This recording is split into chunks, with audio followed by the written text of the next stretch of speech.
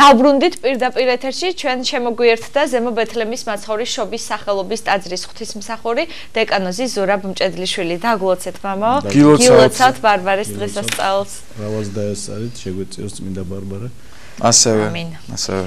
მამაო. პირველ რიგში მინდა წმინდა ქალწულმოწამე ბარბარეს ცხოვრება შევახსენოთ ჩვენს ტელემაყურებელს, შემდგომ უფრო განვავრცოთ ჩვენი დიალოგი. წმინდა მოწამე ბარბარეს ცხოვრება ხა ყოველთვის ცნობილი არის, ეს ერთ-ერთი ყველაზე უფრო საქართველოში და ქართულებში ეს გამორჩეული წმინდანი არის, განსაკუთრებული დამოკიდებულება აქვს მათ მიმართ და ის ითვლება ბავშვთა მფარველად და ასევე ეს ქართველებს გარკვეული თავისი ტრადიციებიც აქვს წმინდა ბარბარესთან დაკავშირებით. მის ცხოვრება, მისი მოწამეობა როგორც არის მოცემული 305-311 წლებით არის ესე დათარიღებული.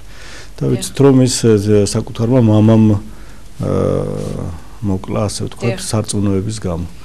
იმ პერიოდში ჯერ კიდევ წარმართული ყოფა იყო რომის უდიდეს ნაწილში, ეს ქრისტიანობა ჯაჟირობით არ იყო იმდენად მყარად, უფრო არ იყო სახელმწიფო რელიგიად გამოცხადებული, არ იცავდა მას სახელმწიფო, ამიტომ დევნაში იყო ეკლესია, როგორც ვთქვით, პირველი 4 საუკუნე და ამიტომ აი ამ პერიოდში მოღვაწეობდა წმინდა ბარბარეს, რომელმაც ღვთის მადლით, ღვთის სიბნით შეიმეცნა, თვითონ მივიდა უფლის დასკვნამდე ღვთის შესახებ, ესე იგი თვითონ მივიდა, შემდგომში გაეცნო ქრისტიანობას, სამყაროს აღქმა მისთვის როგორც ზოგადად დამახასიათებელი არის მორწმუნე ადამიანისთვის, რომელიც ღვთის მადლს განიცდის, ის აი ამ სამყაროში, ამ წესრიგში, რაც არის სამყაროში გამოფებული, როგორც ღვთის ძალას ხედავს და ასე მიდის უფლამდე, ეს თვითონ სამყაროს მიყევხარ თავის შემოქმედამდე. ამიტომ აი სწორედ ახალგაზრდა იყო, მაგრამ არის ახალგაზრდებში უფრო ადრეულ ასაკშიც კი თუ კი უფლის მადლი ეხება ადამიანს, განაგრძნობს ადამიანს. და აი ამის შემდგომ უკვე, როდესაც ეცნობა ქრისტიანულ სარწმუნოებას, ამის შემდგომ უკვე ის აღარ შორდება, აღარ თმობს სარწმუნოებას და მამამისი ერთ-ერთი მდიდარი წარმართი ადამიანი იყო, რომელსაც მიუღებელი იყო ქრისტიანობა და ამის გამო ის იწყებს საკუთარი შვილის დევნას. და აქედან გამომდინარე, აი როგორც თქვით, იმ პერიოდში ჯერ კიდევ დევნაში იყო ქრისტიანობა. აი ასეთი დამოკიდებულება იყო თვითონ მშობლებიც კი ხოცავდნენ საკუთარ შვილებს, თუ კი ისინი წარმართულ რელიგიას განუდგებოდნენ და მიიღებდნენ ქრისტიანობას. ქრისტიანობა იყო იქ მთავარი იმ პერიოდისთვის ასეთი მიუღებელი, თორე იქ იმ პერიოდისთვის უამრავი რელიგია მოქმედებდა რომის იმპერიაში, დაშვებული იყო. ისჯებოდნენ ამ რელიგიის აღსარებლობის გამო. დაშვებული იყო, ყველა სხვა რელიგია შეიძლებოდა ხონდა თავისი ამსარებელი. გარდა ქრისტიანობის, ქრისტიანობას განსაკუთრებული ფისასტიკით ებრძოდნენ. ეს აქაც ჩანს, რომ ბოროტება სწორედ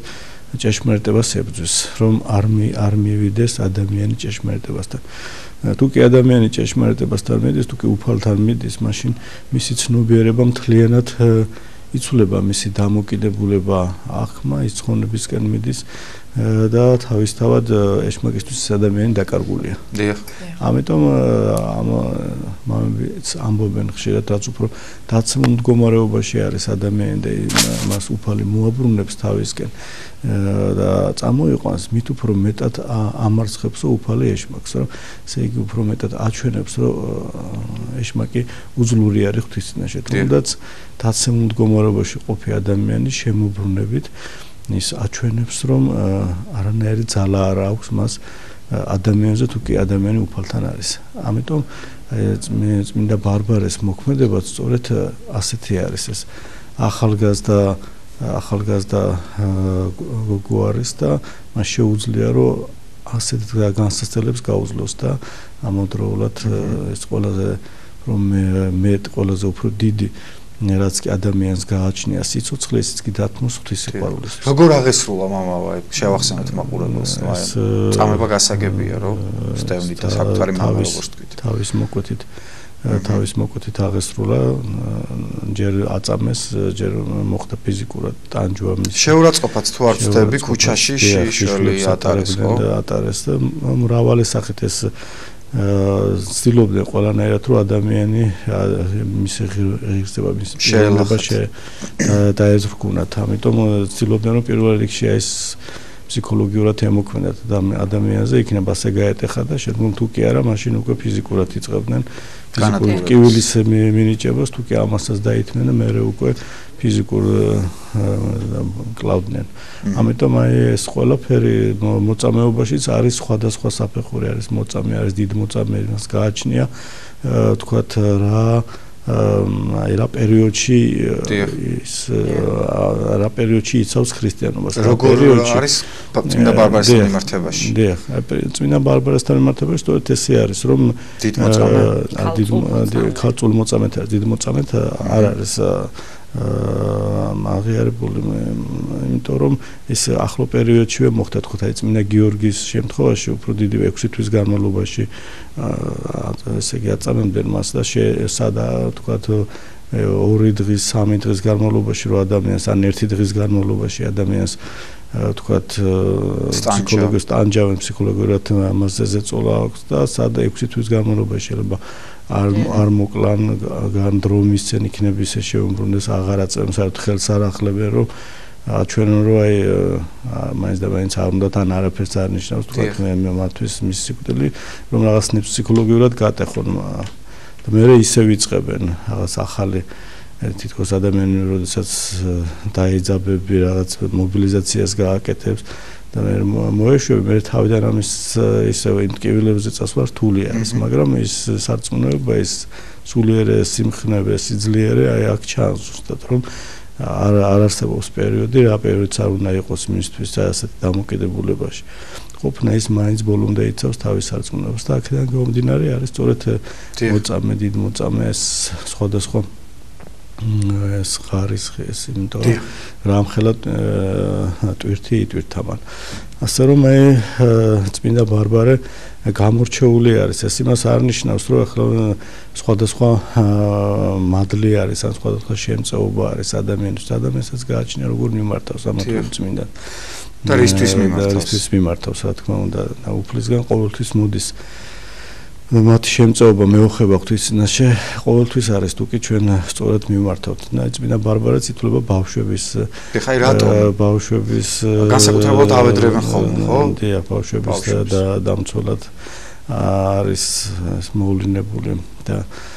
მას თავისი ისტორია აქვს ჯერ ერთი რომ თვითონ ახალგაზრდა იყო და აი აქედან გამომდინარეს და მას ისტორიულადაც ახლავს დევს გარკვეულწილად ბავშვებზე მფარველობა ის ჩანს რომ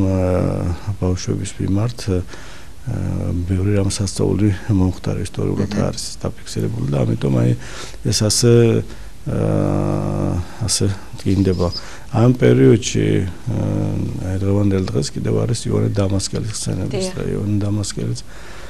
ერთ-ერთი უდიდესი წმინდანი არის ის არ იყო თქვა მოწამეობრივად აღსულებული მაგრამ ის იყო ძალიან დიდი მოღვაწე საღვთისმეტყველო კუთხით და უამრავი ნაშრომი აქვს და გამარტება მათ შორის სახარების უღრმესი განმარტებებია ქრისტიანობის აი აბსოლუტურად აღქმა და გადმოცემა ადამიანს რაც ძალიან მნიშვნელოვანი არის რაც იშვიათი არის ასეთი ადამიანები ისტორიის ეკლესიის ისტორიის განმავლობაში რომელთაც ასე შეძლეს ამ ყველაფრის ჩამოყალიბება და გადმოცემა ამიტომ იოანე დამასკელი ერთ-ერთი ყველაზე დიდ და ბურჯად დიდ ბურჯი ღვთისმეტყველად ითვლება ეკლესიის ისტორიაში. ამიტომ აქ ყველგან ჩანს, როდესაც ადამიანს უფლის მადლი ეხება ქრისტეს მადლი ეხება, ის განუსაზღვრელია ეს განუსაზღვრელი ძალმოსილებით აღიჭურება და ან ერთ მხარეს ავლენს თავის მადლს თქვათ შეიძლება მოწამეობრივად აღასრულოს თქვათ განსაკუთრებული ცხოვრებით ცხოვროს ან თქვათ საერთოდ მოღვაწეობა წიგნიერების მიხედვით იმიტომ რომ ეს ქრისტიანობა წიგნიერი რელიგია არის და ის სულ საჭიროებს რომ უფრო მეტი ცოდნა მიიღოს ადამიანმა ბოლომდე გაიაზროს რაც არის ყოფიერება რა მოიტანა უფალმა როგორ შეიძლება ცხოვრდეს ადამიანი რას მიიღებს შემდგომში ადამიანი სად ჩანს ეს რომ მიიღებს რამდენად შეუძლია ამ თუ იმ ადამიანს ეს იტვირთოს ამის გადმოცემა არის ძალიან რთული ამის ჩამოყალიბება რაც აი სწორედ იოანე დამასკელმა მოახერხა და ზოგადად შეიძლება ადამიანები არ იყვნენ ასეთი განსაკუთრებულად გამორჩეულები, მაგრამ ისტორიას ახსოვს ბევრი ქვეყნის ისტორიაში, ერის ისტორიაში, როგორც ჩვენი ერის ისტორიაში შეიძლება ბევრი სახელიც კი არ შემორჩა ასე გამორჩეულად როგორც წმინდანები, მაგრამ უამრავი ადამიანმა ქრისტეს გულისთვის თავი გასწირა და დადო და ეს ყოველთვის ჩანს რომ ერთი რომ ქრისტიანული სარწმუნოება და მისი მადლმოსილება უფლის იმაში ვლინდება რომ შეიძლება შენ ძალიან ცუდად მოგექცნენ და მოგიწიოს ცოცხლის გაწირვა მაგრამ არასდროს არ უბრუნებ თქვათ უარყოფითად ადამიანს ამ ცეცხლი და არ ხრებ არა ყოველთვის სიყვარული უბრუნებ ადამიანი თუ კი ის ქრისტიანი არის ის არასდროს ძალადობით არ პასუხობს ძალადობას ეს ქრისტიანობაში სწორედ ეგ არის ეს არის მაჩვენებელი იმ ჭეშმარიტებისა როგორც თვითონ ქრისტე მიცხოვრა რომ მთლიანად ყველაფერი გაიღო ადამიანთათვის უანგარო სიყვარული საჩუქარია უფლისგან ადამიანისთვის და იცოდა რომ თქვას მას მოკლავდა როგორ მოექცევენ მაგრამ ბოლომდე დადო და მიაგეს ბოროტი კეთილისაწინო ხო სიკვდილით სწორედ ის სიკვდილი მოაკვდინა აი ქრისტიანები სწორედ ასე მოქმედებენ რატომ ვამბობ ამას რომ აი ჩვენ თითქოს დღევანდელ დღეს ხან არის რომ არ ჩანს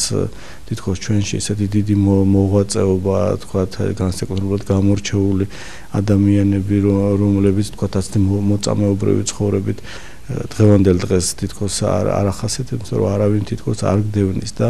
არ კლავს ქრისტიანობისთვის მაგრამ ერი მაინც აი დღევანდელ დღესაც ეს როგორც თქვი თითქოს არა გამორჩეულად, მაგრამ ინარჩუნებს ქრისტიანობას საკუთარ თავში. შეიძლება არის აი ამ 70 წლის მერე ათეისტური ყოფის მერე ადამიანებს თითქოს შეეცვალათ და იყო ათეისტური ყოფაც არ ქონდათ სარწმუნოება, მაგრამ ტრადიციულად ისინი მაინც ქრისტიანები იყვნენ, დღევანდელ დღესაც ქართველი კაცის ცნობიერება, ქართველი ადამიანის ცნობიერება ამოდის მთლიანად ქრისტიანობიდან, მისი ყოფა გააზრება, ტრადიცია, დამოკიდებულება ქრისტიანული არის. შეიძლება რაღაცეები ცოტა შეერბილ და ცოტა შეერიყვნენ, შეიძლება ებრძვიან კიდევაც რომ უფრო შესცვალონ, მაგრამ ინარჩუნებს ეს სულის მოთხოვნილება არის, აი რასაც იტყვიან, სულის ყივილი არის, აი ასეთი რამ არის დღევანდელ დღეს და დღევანდელ დღესაც არის რომ ძალიან მკაცრათაც გვექცევიან. აი მე მინდა თქვა ამ რამოდენიმე ხნის წინ უყურებდი მედია სივრცეში, ინტერნეტ სივრცეში დადებული არის სხვადასხვა კლიპები, ასე ვთქვათ, 2 წუთიანი, 3 წუთიანი სხვადასხვა ტაძრებზე, როგორც აფხაზეთიც, სამაჩაბლოს ეს უფრო ცხილვალის რეგიონში უფრო ახლო პერიოდს ეხება და მძიმე სურათები არის ეს ტაძრები არის, ქართული ტაძრებზე არის ძალიან მაღალი დონის ვიდეოები გადაღებული, ოღონდ უბრალოდ ეს ცხადდება, რომ ეს არის უკვე ოსური ან ბიზანტიური, ისე როგორც აფხაზეთში, აფხაზური ან ბიზანტიური, ქართული კვალს მთლიანად შლიან და სამწუხარო ყველაზე მეტად ის არის, რომ ეს ტაძრები ქართული წარწერებით არის მთლიანად შიგნით ქართველი ადამიანები არიან დაკრძალულები, სადაც ქართული წარწერით არის და ერთ-ერთი მოძღვარი და დაყვება რუსი წარმომავლობის, რომელიც უყვება თუ თქვათ რა ტაძარი არის ეს რა ვისი არის ეს ვის სახელობის არის და თქვათ თირის მონასტერს აჩვენებს ესე იგი ჟურნალისტი და უყვება რომ ეს ტაძარი აგებულია ბიზანტიელების მიერ ქართული ყველაფერი გამოსულია სასულიერო პირი არის და იქ წირავს ნასტავნიკ ასე წერია ასე მიმართავენ მას წინამძღვარი არის ესე იგი ახლა ამ ტაძრის და რო შედის შიგნით ეს ქვები არის ჩვეულებრივ ქართულ ეკლესიაში ბიზანტიური წესით და საერთოდ ზოგადად მართლმადიდებლური მაგრამ ქართველებს განსაკუთრებული დამოკიდებულება აქვს ამის მიმართ ის ტიტორებს ან თქვა მე მგონი ვახტანგიშვილია დაკრძალული ის ვახტანგიშვილს ეს წარმოადგენს ვახტანგის შვილი ამბობს რუსტემიო ესე რუსტემის ამბობს და ეს ყველაფერი ბიზანტიური არის მე აგზელებს ანუ ქართულ მეფედ არასახელებს არაფრით არ ამბობს ასევე ხო ესეც დევნა არის ეს ასეთი სახით დევნა არის და ეს ასევე ცხინვალის ტაძარზე პირდაპირ დღევანდელი მხედრულით არის იქ წარწერა თუ ვინ აღასრულა ქაიხოს რომ ეს კითხულობენ და ამბობენ რომ ეს სომხური არის სომხებმა აშენეს ეს და მე აი ასეთი სახით და ეს დამოკიდებულება რა თქმა უნდა არასწორი არის ადამიანის ჩვენ შეგვიძლია რომ ეს ღვთის მადლით ვილოცოთ რომ იმათაც ვინც თქვათ ასე წარდგება და ასე მოქმედებს ჯერ ერთი რომ ყველანაირად დარღვეულია ქრისტიანული ცნობიერება აქ მეორე საეკლესიო სამართლის ყველანაირად უხეშად დარღვევა არის იმიტომ რომ სხვა ეკლესიის ქონება არის სხვა ავტოკეფალური ეკლესიის სხვა ავტოკეფალური ეკლესიის ტერიტორიაზე ხარ ითვისებ შენად აცხადებ ყოველ შემთხვევაში ხო ტყუილი არის და მე აი წარმოიდგინეთ ხა ქრისტიანობაში სწორედ ის არის უფლისგან მოტანილი რომ უფლის ნათლის ღვთის მადლს უნდა ეზიაროს ადამიანი და წარმოიდგინეთ ხა ის ხალხი ვინც თქვათ ამ ტაძრების ტიტორები არიან ვინც იბრძოდნენ ვინც თქვათ ღვთის სიტყვას ქადაგებდნენ იმ ხალხში და დებდნენ ამ ხალხისთვის თავს მოსახლეობის ქართველებისთვის ეს ხალხი გამოყარო მათი თქვათ შთამომავლობა იმ ტერიტორიიდან მათ საფლოებზე იდგე და ლოცვას აღავლენდე უფლის წინაშე და ამბობდე დიდება შენ რომ მოქმედე ნათელდა ამ მოქმედებაში სადმე ჩანს რომ ქრისტეს ნათელი სად ჩანს მათ მოქმედებაში ხო უფალი პირდაპირ გვეუბნება რომ საქმითა შეინთა მე საქმითა ჩემი იაკობ მოსიკული გვეუბნება რომ მე საქმითა ჩემი და განახოთ სარწმუნოება ჩემი თქვენ საქმითა თქვენი და მონახეთ სარწმუნოება თქვენ ესე იგი თუ საქმეში არ ჩანს ეს სარწმუნოება მაშინ ფუჭი არის ხო ამიტომ აი ეს დევნა არის ძალიან მძიმე მდგომარეობა არის მაგრამ აი ისევ იმ წმინდანების მეუხებით ვიცით რომ აი იკორტაც იქით არის მოქცეულ სადაც წმინდა ბიძინა შალვა და ელიზბარი არიან და წოლებდეს დიდი წმინდანები და აი ისევ მათი მეუხებით მათი მადლმოსილებით და ჩვენ სარწმუნოებაში გაზდით რომ არ არსებობს რომ ის კათედრები რომელიც წმინდა ვახტანგ მეფის დროიდან არის დაარსებული რომელიც მოშალეს დღევანდელ დღეს არ მოქმედებს რომ ისევ არ დაუბრუნდეს თავის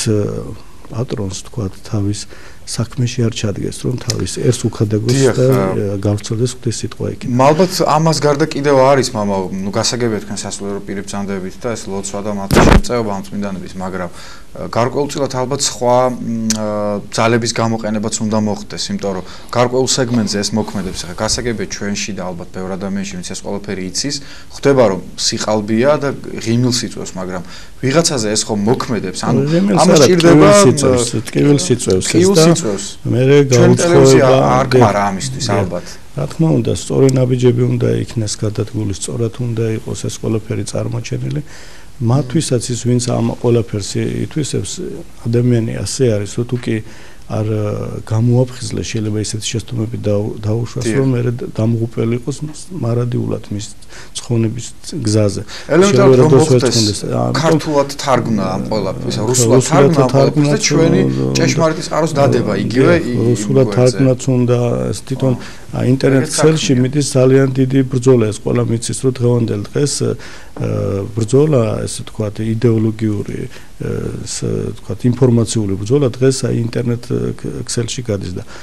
ყველაფერს ცვლიან, აი თქვათ გერის წმინდა გიორგი ესეა წარმოჩენილი, ეს არის GR, აი ესეთი ოსურ სიტყვებთან აახლოვებენ და ქართულს შლიან თლიანად თქვათ ჯავის ტაძარი არის ძავ და ასე შემდეგ მთლიანად ტოპონიმიკას ცვლიან, თქვენ რომ შეხვიდეთ ინტერნეტში და აკრიფოთ თქვათ ესე ძავ, იმ წუთში ამოგიგდებთ ამ ტაძარს, ან ჯერს აკრიფოთ და წმინდა გიორგის, გერის წმინდა გიორგის ამოიდანს. და ამ დროს ქართულად ესეთი რამე არ ხდება, ამ სივრცეში საერთოდ არავინ არ მუშაობს ამ თემაზე, რომ ეს მიზანმიმართულად უნდა იყოს.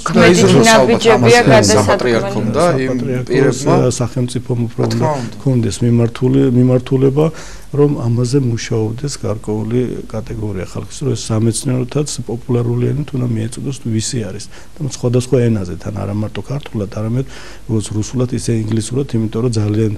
დიდი რაოდენობა ადამიანებისა, ვინც თქვათ სამეცნიერო კუთხით ან ინტერესით შემოდის, არის ინგლისურენოვანი და უნდა იწოდნენ რა ის ტაძრები არის ეს. აბსოლუტურად გეთანხმებით. აბსოლუტურად გაყალბება ხდება ისტორიის, აი ჩვენ თვალწინ, რასაც წინ ვერ აღუდგები ჩვენ და სამწუხაროა ეს.